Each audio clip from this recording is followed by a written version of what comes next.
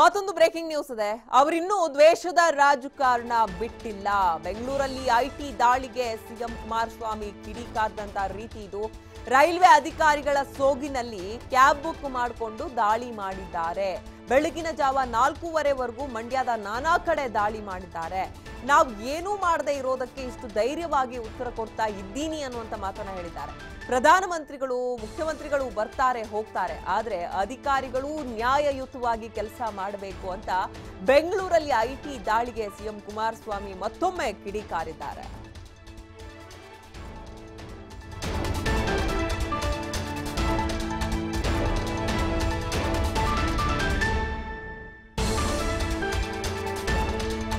ಇನ್ನೂ ಕೂಡ ಸಿಎಂ ಕುಮಾರಸ್ವಾಮಿ ಅವರು ಐಟಿ ದಾಳಿ ವಿಚಾರವನ್ನ ಇಟ್ಕೊಂಡು ವಾಗ್ದಾಳಿಯನ್ನ ನಡೆಸ್ತಾ ಇದ್ದಾರೆ ಕೇಂದ್ರ ಸರ್ಕಾರದ ವಿರುದ್ಧ, ಹಾಗೆ ಬಿಜೆಪಿ ನಾಯಕರ ವಿರುದ್ಧ. ಎಲ್ಲೋ ಒಂದು ಕಡೆ ಇನ್ನೂ ಕೂಡ ಅವರು ದ್ವೇಷ ರಾಜಕಾರಣ ಬಿಟ್ಟಿಲ್ಲ ಅನ್ನುವಂತ ಆರೋಪವನ್ನ ಮಾಡ್ತಾ ಇದ್ದಾರೆ. ಬೆಂಗಳೂರಲ್ಲಿ ಐಟಿ ದಾಳಿ ಬಗ್ಗೆ ಸಿಎಂ ಕುಮಾರಸ್ವಾಮಿ ಕಿಡಿಕಾರದಂತ ರೀತಿ ಇದು.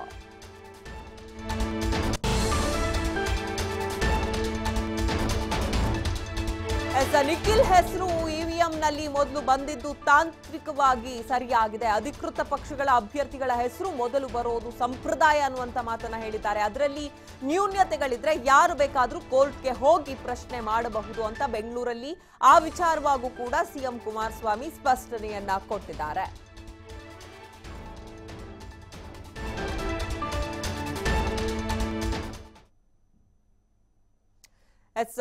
ಎವಿಎಂ ಮಷಿನ್ ನಲ್ಲಿ ನಿಖಿಲ್ ಕುಮಾರಸ್ವಾಮಿ ಹೆಸರೇ ಮೊದಲಿಗೆ ಇರೋ ವಿಚಾರ ಕೂಡ ಸಾಕಷ್ಟು ಚರ್ಚೆ ಆಗ್ತಾ ಇದೆ. ಹಾಗಾಗಿ ನಿಖಿಲ್ ಹೆಸರು ಎವಿಎಂ ನಲ್ಲಿ ಮೊದಲು ಬಂದಿದ್ದು ತಾಂತ್ರಿಕವಾಗಿ ಸರಿಯಾಗಿದೆ ಅನ್ನುವಂತ ಒಂದು ಸ್ಪಷ್ಟನೆಯನ್ನ ಸಿಎಂ ಕುಮಾರಸ್ವಾಮಿ ಅವರು ಕೊಟ್ಟಿದ್ದಾರೆ. ಅಧಿಕೃತ ಪಕ್ಷಗಳ ಅಭ್ಯರ್ಥಿಗಳ ಹೆಸರು ಮೊದಲು ಬರೋದು ಸಂಪ್ರದಾಯ, ಅದರಲ್ಲಿ ಏನು ನ್ಯೂನ್ಯತೆ ಇದೆ, ಒಂದ್ ವೇಳೆ ಅದರಲ್ಲಿ ಏನಾದ್ರೂ ತಪ್ಪಿದ್ರೆ ಯಾರು ಬೇಕಾದ್ರೂ ಕೋರ್ಟ್ಗೆ ಹೋಗಿ ಪ್ರಶ್ನೆ ಮಾಡಬಹುದು ಅನ್ನುವಂತ ಮಾತನ್ನ ಹೇಳಿದ್ದಾರೆ.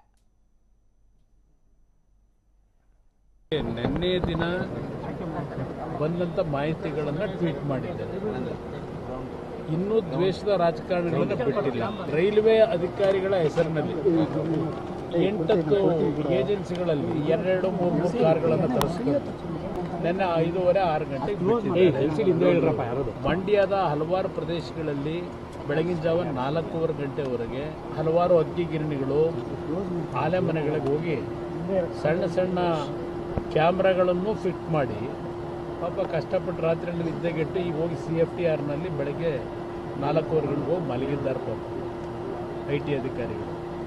ಈ ರೀತಿಯ ಸಣ್ಣ ಥರದ ಇವರ ನಡವಳಿಕೆಗಳೇನಿದೆ, ಏನು ಬಂಡವಾಳ ಸಿಗೋದಿಲ್ಲ. ಇದೆಲ್ಲ ಪಾಪ ಎಲ್ಲ ಮಂಡ್ಯದಲ್ಲಿ ಇವತ್ತು BJP ನಾಯಕರೊಬ್ಬರು ಹೇಳಿಕೆ ಕೊಟ್ಟರು. ನೋಡಿದ್ರು ಏನು ಮಾಡದೇ ಇದ್ರೆ ಯಾತಕ್ಕೆ ಹೆದರಬೇಕು ಅಂತ. ನಿನ್ನೆ ದಿನ ಬಂದಂತ ಮಾಹಿತಿಗಳನ್ನ ಟ್ವೀಟ್ ಮಾಡಿದ್ದಾರೆ. ಇನ್ನೂ ದ್ವೇಷದ ರಾಜಕಾರಣಗಳನ್ನ ಬಿಟ್ಟಿಲ್ಲ. ರೈಲ್ವೆ ಅಧಿಕಾರಿಗಳ ಹೆಸರಿನಲ್ಲಿ 8 ಏಜೆನ್ಸಿಗಳಲ್ಲಿ 2-3 ಕಾರ್ಗಳನ್ನು ತರಿಸಿಕೊಂಡು ನಿನ್ನೆ 5:30-6 ಗಂಟೆಗೆ ಮಂಡ್ಯದ ಹಲವಾರು ಪ್ರದೇಶಗಳಲ್ಲಿ ಬೆಳಗಿನ ಜಾವ 4:15 ಗಂಟೆವರೆಗೆ ಹಲವಾರು ಅಕ್ಕಿ ಗಿರಣಿಗಳು. ಇನ್ನು ಇದೇ ವಿಚಾರವಾಗಿ ಮತ್ತಷ್ಟು ಮಾಹಿತಿ ನೀಡ್ತಾರೆ ನಮ್ಮ ಪ್ರತಿನಿಧಿ ಕಿರಣ. ಇನ್ನೂ ಐಟಿ ಅಧಿಕಾರಿಗಳ ದಾಳಿ ವಿಚಾರವಾಗೇ ಸ್ಪಷ್ಟನೆ ಕೊಡ್ತಾ ಇದ್ದಾರೆ. ಆ ವಿಚಾರವನ್ನ ಬಿಡೋ ಹಾಗೆ ಕಾಣ್ತಾ ಇಲ್ಲ ಸಿಎಂ ಕುಮಾರಸ್ವಾಮಿ ಅವರು. ಇನ್ನೊಂದು ಕಡೆ ನಿಖಿಲ್ ಹೆಸರು ಎವಿಎಂ ಮಷಿನ್ ನಲ್ಲಿ ಮೊದಲು ಬಂದಿರೋ ಬಗ್ಗೆ ಏನ್ ಹೇಳಿದ್ರು?